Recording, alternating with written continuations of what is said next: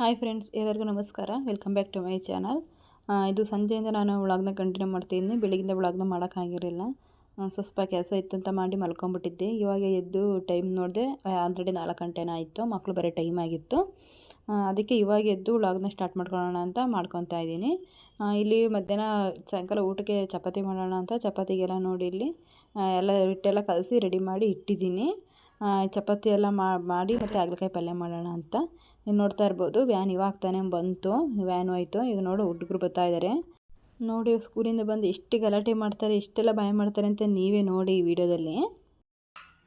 ಕಿರಿಸ್ಬೇಡ, ಸುಮ್ಮನೆ ಬಾ.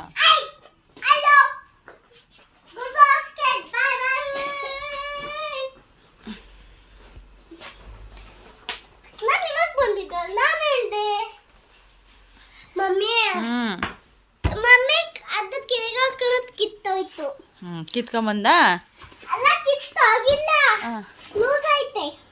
ಅಲ್ಲಿ ಕೀಳೋ ತನಕ ಸಮಾಧಾನ ಇಲ್ಲಲ್ಲ ನಿನಗೆ. ಕಿತ್ತು ಬಿಟ್ಟ ಕೀಳು.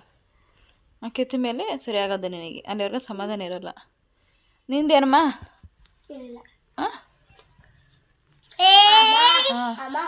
ಟೆಸ್ಟಲ್ಲಿ ಔಟ್ ಆಫ್ ಔಟ್ ಬರುತ್ತೆ ಅಂದ್ಕೊಂಡ್ರೆ ಎಲ್ಲ ಬರ್ತೀನಿ. ಅಮ್ಮ ಒಂದ್ರ ಮೈನೇ ಹಾಕಿಲ್ವ ವರ್ಕೌಟ್ ಫಾಲೋಯಿಂಗ್ ಅಂತವ. ಈಗ ಒಂದು ಮಾರ್ಕ್ಸ್ ಕಟ್ಟ ಅಲ್ಲ, ಅದು ಮೇನ್ ಕಣ. ಒಂದು main, second main, third main, ಅದ್ರದ್ದು ವರ್ಕೌಟ್ ಫಾಲೋಯಿಂಗ್ ಬರ್ದಿನಪ್ಪ. ಆಕ್ಷನ್ ಮ್ಯಾಕ್ಸ ಬರ್ದಿ ಫುಲ್ ಪೇಜ್ ಬರ್ದಿ ಕೊಟ್ಟಿದ್ದೀನಿ. ಯಾವ ತಪ್ಪಾತ ಏನ ಗೊತ್ತಿಲ್ಲ. ತಪ್ಪ ಆದ್ಮೇಲೆ ಇರೋದು. ನೀನು ಹೆಂಗೆ ಬರ್ದೆ? ನೀನು ಹೆಂಗೆ ಬರ್ದೆ? ನಾನು ಸೂಪರ್ ಆಗಿ ಬರ್ದೆ. ಒಂದು ಮಾರ್ಕ್ಸ್ ಕಡಿಮೆ ತೆಗ್ದಿಲ್ಲ. ನೋಡ್ತೀನಿ ಮಾರ್ಕ್ಸ್ ಕಾರ್ಡ್ ಬರಲಿ ಆಮೇಲೆ. ಶೂ ಎಲ್ಲ ಬಿಚ್ಚು, ಯೂನಿಫಾರ್ಮ್ ಎಲ್ಲ ಬಿಚ್ಚ್ರಿ. ನೋಡ್ತಾ ಇರ್ಬೋದು ನೋಡಿ ಎಷ್ಟು ನಾಟಕ ಮಾಡ್ತಾಳೆ. ಯೂನಿಫಾರ್ಮ್ ಬಿಚ್ಚು ಅಂದರೆ ನಾಟಕ ಮಾಡ್ತಾಳೆ.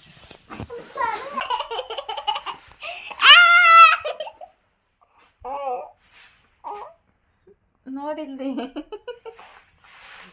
ನೋಡಿ, ಇಲ್ಲಿ ನೋಡು ಬೇಗ. ಯೂನಿಫಾರ್ಮ್ ಬಿಚ್ಚು ಅಂದರೆ ಅದನ್ನು ಒಳ್ಳಾಡ್ತಿದೆಯಾ? ಮತ್ತು ನಾಳೆ ಇಟ್ಕೊಂಡೋಗಲ್ವ ಯೂನಿಫಾರಮು? ನಾಳೆ ಒಂದು ದಿವಸ ಇಟ್ಕೊಂಡೋಗಕ್ಕಿದ್ದ ಇನ್ನು ಯೂನಿಫಾರಮು.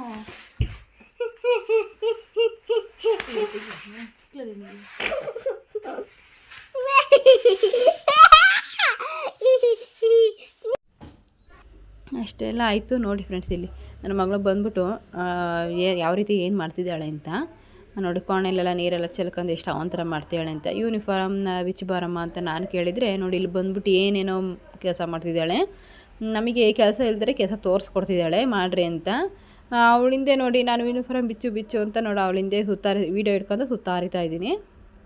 ಇವಳು ಸ್ವಲ್ಪ ಜಾಸ್ತಿ ಆಟ, ದೊಡ್ಡವಳು ಹಂಗಲ್ಲ. ಬಂದ ತಕ್ಷಣ ಯೂನಿಫಾರ್ಮ್ಸ್ ಎಲ್ಲ ಬಿಚ್ಚಿಬಿಟ್ಟು ಅವಳೆಲ್ಲ ರೆಡಿ ಆಗ್ಬಿಡ್ತಾಳೆ. ಅಂದರೆ ಏನೂ ಹೇಳಿಸ್ಕೊಳ್ಳಲ್ಲ. ಮತ್ತು ಇನ್ನೊಂದು ಫ್ರೆಂಡ್ಸ್, ನಿಮ್ಮ ಹತ್ರ ಇನ್ನೊಂದು ವಿಷಯ ಟಾಪಿಕ್ ಬಗ್ಗೆ ಮಾತಾಡಬೇಕು ನಾನು. ಏನು ಅಂದರೆ, ಈಗ ನಾವು ಮಕ್ಕಳಿಗೆ ಯಾವ ರೀತಿ ಹೇಳಿ ಕಳಿಸಿರ್ತೀವಿ, ಯಾವ ರೀತಿ ನಾವು ಬೆಳೆಸಿರ್ತೀವಿ, ಹೇಳಿರ್ತೀವಿ, ಅವರು ಅದೇ ರೀತಿಯೇ ಬೆಳೀತಾರೆ, ಅದೇ ರೀತಿಯೇ ಕಲಿತಾರೆ. ಯಾಕೆ ಅಂದರೆ, ನೀವು ಈಗ ವಿಡಿಯೋದಲ್ಲಿ ನೋಡಿರ್ಬೋದು, ನನ್ನ ಮಗಳು ಅಮ್ಮ ನಾನು ಇದು ತಪ್ಪು ಮಾಡಿದೆ, ನನಗೆ ಕಮ್ಮಿ ಮಾರ್ಕ್ಸ್ ಬರ್ಬೋದು, ನಾನು ಇದನ್ನೇ ಸರಿ ಮಾಡಿದೆ ಅಂತ ಎಲ್ಲದನ್ನೂ ಬಂದು ನಾನು ಕೇಳೋದೇ ಬೇಡ, ನಾನು ಏನು ಕೇಳೋದು ಇಲ್ಲ, ಎಲ್ಲದೂ ಅವರು ವರದಿ ಒಪ್ಪಿಸ್ತಾರೆ. ಅಷ್ಟು ಚೆನ್ನಾಗಿ ವರದಿ ಒಪ್ಪಿಸ್ತಾರೆ ಅವರೆಲ್ಲದು ನನ್ನ ಹತ್ರ.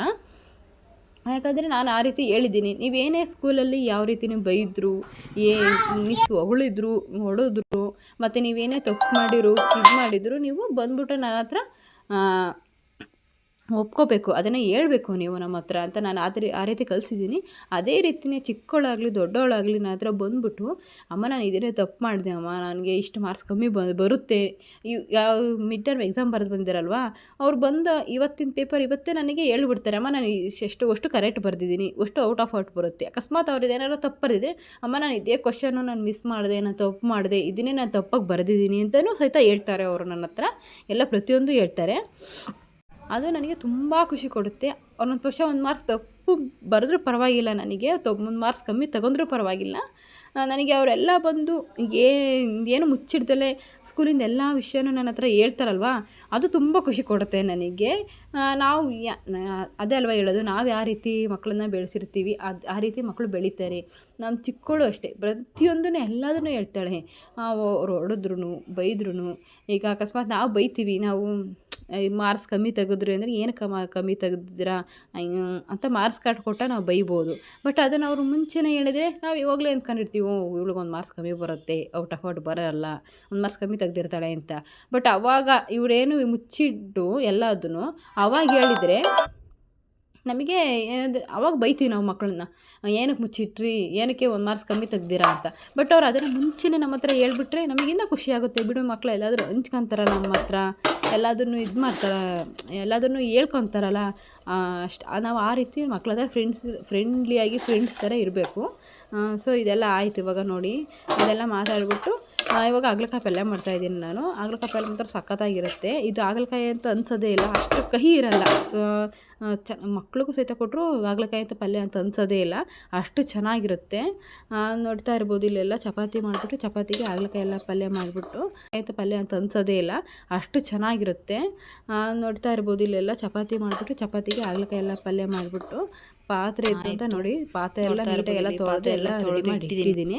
ಸಂಜೆ ಇವ್ರು ಚಿಕ್ಕವಳು ನಮ್ಮ ಅಜ್ಜಿ ಮನೆಗೆ ಹೋಗಿದ್ದವಳು, ಅಜ್ಜಿ ಮನೆಗೆ ದೇವಸ್ಥಾನಕ್ಕೆ ಅಂತ ಹೋಗಿದ್ರಂತೆ. ನೋಡ್ತಾ ಇರ್ಬೋದು, ಇಲ್ಲಿ ರೆಡಿಯಾಗಿದ್ದಾಳೆಲ್ಲ, ಹೊಸ ಡ್ರೆಸ್ ಎಲ್ಲ ಇಟ್ಕೊಂಡು ದೇವಸ್ಥಾನಕ್ಕೆ ಅಂತ ಹೋಗ್ಬಂದು ಬಿದ್ದು ಬಂದುಬಿಟ್ಟಿದ್ದಾಳೆ. ಕಾಯಿ ನೋಡಿ ಯಾವ ರೀತಿ ಗಾಯ ಮಾಡ್ಕೊಂಡಿದ್ದಾಳೆ ಅಂತ. ದೇವಸ್ಥಾನಕ್ಕೆ ಹೋಗಿ ದೇವಸ್ಥಾನದಲ್ಲಿ ಅಲ್ಲೇ ಬಿದ್ದು ಬಂದಿದ್ದಾಳೆ. ಇವಾಗ ಸೀದಾ ನಮ್ಮನೆ ದೊಡ್ಡವಳು ಮತ್ತು ಇವಳು ಚಿಕ್ಕವರು ಇಬ್ಬರು ಬಂದಿದ್ದರು. ದೊಡ್ಡವಳು ಮತ್ತು ಅಜ್ಜಿ ಮನೆಗೆ ವಾಪಸ್ ಹೋದ್ಲು, ಇವಳು ಮಾತ್ರ ಹೋಗಿಲ್ಲ. ನೋಡ್ತಾ ಇರ್ಬೋದು ಯಾವ ರೀತಿ ಬಿದ್ದು ಬಂದಿದ್ದಾಳೆ ಅಂತ. ಸಖತ್ತು ಬೇಜಾರಾಯಿತು ನನಗೆ ನೋಡ್ಬಿಟ್ಟು. ಯಾವಾಗ ನೋಡ್ರಿ ಇದೆ ಫ್ರೆಂಡ್ಸ್, ಇವರು ರಜಾ ಅಂತ ಕೊಡೋಂಗಿಲ್ಲ, ಮನೇಲಿ ಇಲ್ಲ, ಬರೀ ಬಿದ್ದು ಬಿದ್ದು ಎದ್ದು ಬರೋದೇ ಅವರು. ಇದೆಲ್ಲ ಆಯಿತು, ಮುಗೀತು. ಸಂಜೆ ನಾನು ಚಪಾತಿಗೆ ಅಂತ ನೋಡಿ ಹಾಗಲಕಾಯಿ ಪಲ್ಯ ಮಾಡಿದ್ದೆ. ಇವತ್ತಿನ ವಿಡಿಯೋ ಇಷ್ಟೇ ಫ್ರೆಂಡ್ಸ್, ಬಾಯ್.